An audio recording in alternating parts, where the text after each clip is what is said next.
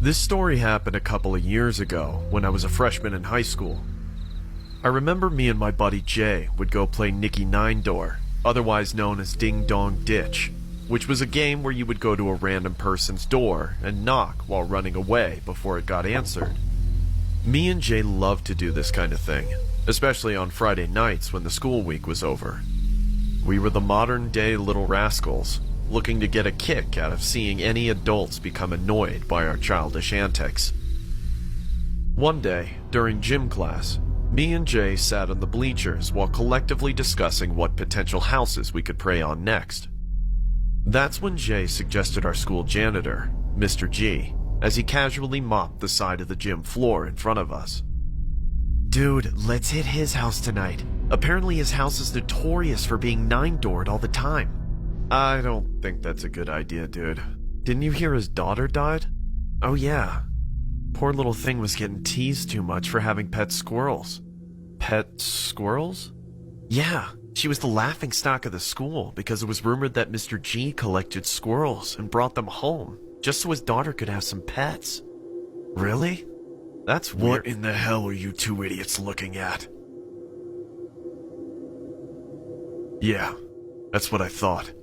Don't be talking about my daughter, or any of my business, before I dump this dirty mop water on your heads." That's when Mr. G strolled away with his mop bucket, while me and Jay looked at each other and thought to ourselves that his house would be the perfect stakeout for Ding Dong Ditch later that night. A couple hours later, me and Jay would play Mortal Kombat Armageddon on my PlayStation 2, till it was dark enough to go outside and pay Mr. G's house a visit. As we walked down the neighborhood, Jay pointed out Mr. G's house, which was about 2 houses down from where we were standing. We played rock, paper, scissors to decide who was going to be the Ding Dong Ditcher, and, of course, as fate would have it, I lost with scissors, while Jay held rock. I casually approached Mr. G's porch without making it obvious to any potential onlooking neighbors that we were doing anything suspicious. As I slowly began to raise my balled-up fist to knock the door, it abruptly swang open, with Mr. G holding a large baseball bat, saying, "I'm gonna kill you and make you eat my crap, you little squirms!" That's when me and Jay made a dash for it, and began to run for our lives while Mr. G chased us with a baseball bat in one hand and a long piece of rope in the other. "Stop running away, you little punks! You all wanted smoke, didn't you? Didn't you?" I remember looking back for a split second and could see the crazed look in Mr. G's eyes, almost like he had been anticipating that someone would Nicky Nine Door his house again. As Jay and I glanced to our right, we unhesitatingly made a swift turn towards the direction of a large fence with a hole in it, which led to a forest preserve with a warning sign that said, "Danger, do not go beyond this point." We both disregarded the sign and quickly ran through the hole in the fence while trying to not slip on any branches or tree bark piled along the trail. It was about 30 seconds into the forest where I found myself hiding behind a large tree, while Jay was hiding behind one across from me. That's when I crouched down as I heard the footsteps of Mr. G stopping mid-trail, almost as if he knew we were within his parameters. I clasped both my hands over my mouth and began to pray in my head that he wouldn't approach either of us. "Stupid kids. If I ever see you again, I'm gonna rip both of your heads off and feed them to my squirrels. You hear me?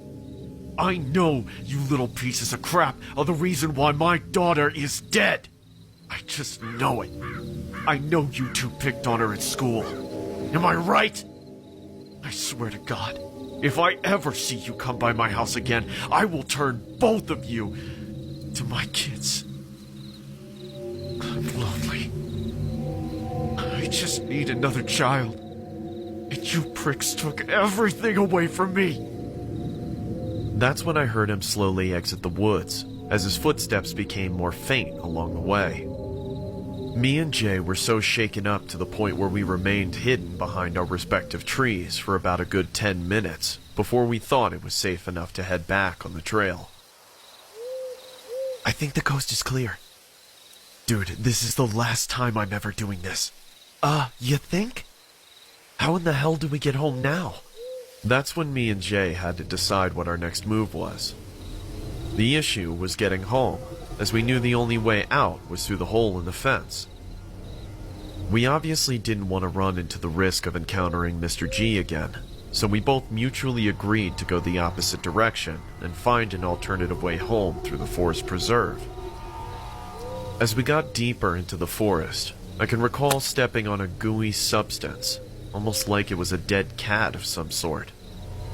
Jay pulled out his cell phone and flashed his light towards my shoes, only to see a dead squirrel soaking in a puddle of its own blood. What the hell? Looks like a bear ate it. Dude, that looks gnarly. Jay then picked up the mutilated squirrel by its tail and asked me to take a picture of him with his cell phone. You're freaking sick, dude.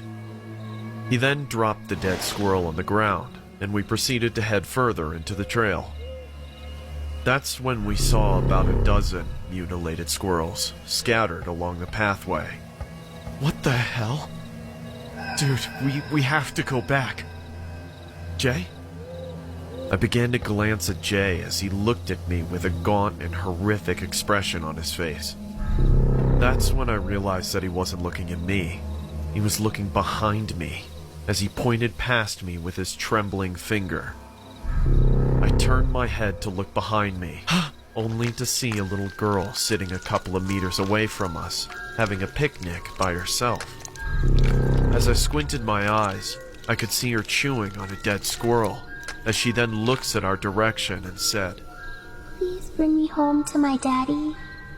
I want him to know that I don't want to have a pet squirrel anymore." That's when me and Jay ran back towards the direction of where we came from, as we couldn't believe what we had just witnessed. As we made it through the hole in the fence, we continuously ran through the neighborhood past Mr. G's house until we both made it home in our respective houses. I couldn't believe what I had just seen, as the thought of a little girl having a picnic in the middle of the forest while eating squirrels still gives me chills just thinking about it. What happened next was something I could not fathom or give any proper explanation towards. Jay ends up sending me a text and then immediately calls me. Hello? Hey dude, look what I just sent you. That's when I opened Jay's unread message, only to see the picture I had taken of him while he was holding the mutilated squirrel. Except, I can see the same girl from the picnic standing from a distance behind Jay. She was holding a dead squirrel as well, while replicating the same pose he was in. It's been a while since that incident occurred. I've been seeing a psychiatrist since, as a mental anguish from getting chased down the block with a baseball bat and witnessing what seemed to be the deceased spirit of Mr. G's daughter is something that still terrifies me to this day.